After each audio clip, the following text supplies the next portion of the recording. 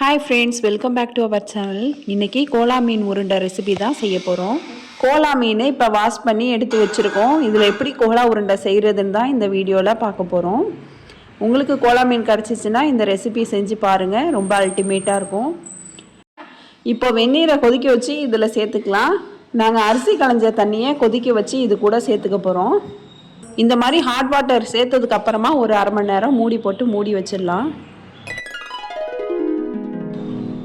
இப்போ அரை மணி நேரம் கழித்து பார்க்கும்போது மீன் நல்லா வெந்திருக்கும். அதில் இந்த மாதிரி முள் தனியாக சதை தனியாக எடுத்துக்கணும். இந்த மாதிரி கோலா மீனில் சென்டரில் முள் இருக்கும், அப்புறம் ஓரத்தில் முள் இருக்கும். நம்ம வெந்நீரில் கொதிக்க வச்சுக்க அது நல்லா வெந்து போய் கரெக்டாக அந்த சதை தனியாக முள் தனியாக வந்துடும். அதுக்கப்புறம் கொஞ்சம் கொஞ்சம் முள் இருந்தாலும் அது நமக்கு ஒன்றும் செய்யாது. ரொம்ப சாஃப்டான முள்ளாக தான் இருக்கும், நம்ம சாப்பிட்டா குத்தாது. இப்போ பாருங்கள் எவ்வளோ அழகாக வருது பாருங்கள், பீஸ் பீஸாக வந்துடுது. கோலா மீன் சீசன் வந்தாலே எங்கள் ரிலேட்டிவ்ஸ்லாம் ஃபோன் பண்ணி எங்கள் அம்மாட்ட தான் கேட்பாங்க எப்படி செய்கிறதுன்னு சொல்லிட்டு.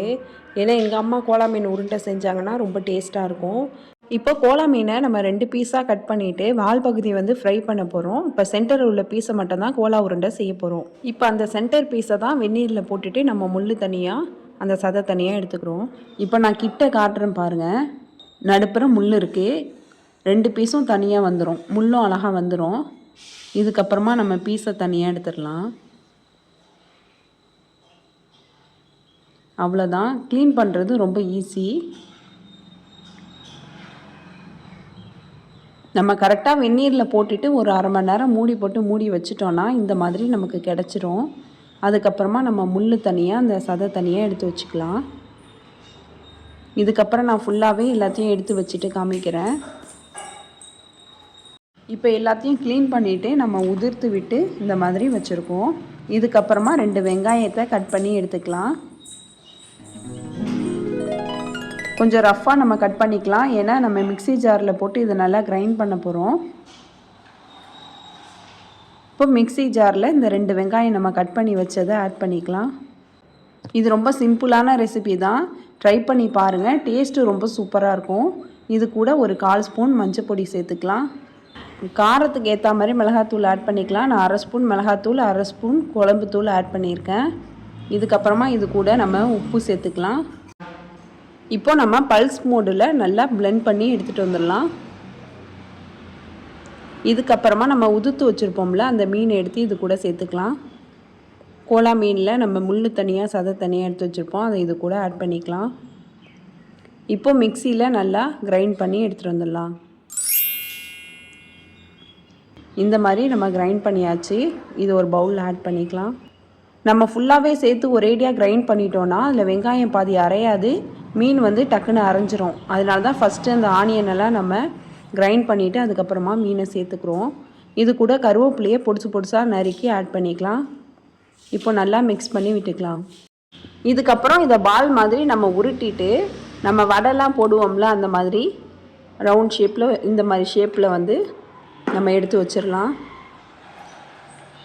இந்த மாதிரி கொஞ்சம் கொஞ்சமாக எடுத்து நம்ம பால் ஷேப்பில் உருட்டிட்டு இந்த ஷேப்பில் எடுத்து வச்சிடலாம். இப்போது ஸ்டவ்வில் ஒரு பேன் எடுத்து வச்சுக்கலாம். அது கூட 2 ஸ்பூன் ஆயில் சேர்த்துக்கலாம்.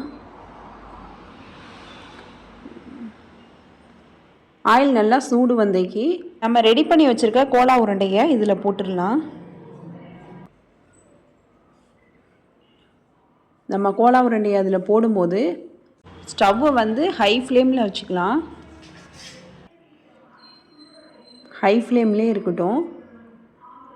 இதெல்லாம் நம்ம எல்லாமே போட்டதுக்கப்புறமா ஒரு 5 மினிட்ஸ் கழித்து சிம்மில் வச்சிடலாம். வச்சுட்டு அதுக்கப்புறமா திருப்பி போடலாம்.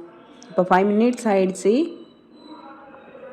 இப்போ ஒவ்வொன்றா எடுத்து நம்ம இந்த மாதிரி திருப்பி போட்டுக்கலாம். கலரை பாருங்கள் எவ்வளோ கோல்டன் ப்ரௌன் கலரில் இருக்குன்னு. இந்த மாதிரி எல்லாத்தையும் நம்ம திருப்பி போட்டுக்கலாம். இதுக்கப்புறம் ஒரு 5 மினிட்ஸ் அப்படியே விட்டுடலாம். சிம்மிலே வச்சுட்டு நல்லா ப்ரௌன் கலர் வந்துடும். இப்போ ஸ்டவ்வை ஆஃப் பண்ணிக்கலாம்.